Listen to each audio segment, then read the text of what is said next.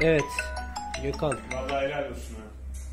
Vallahi helal olsun. Ne yaptık? İlk önce speaker entegremize müdahale ettik. Aynen. Ses entegremize baktık. yaptık.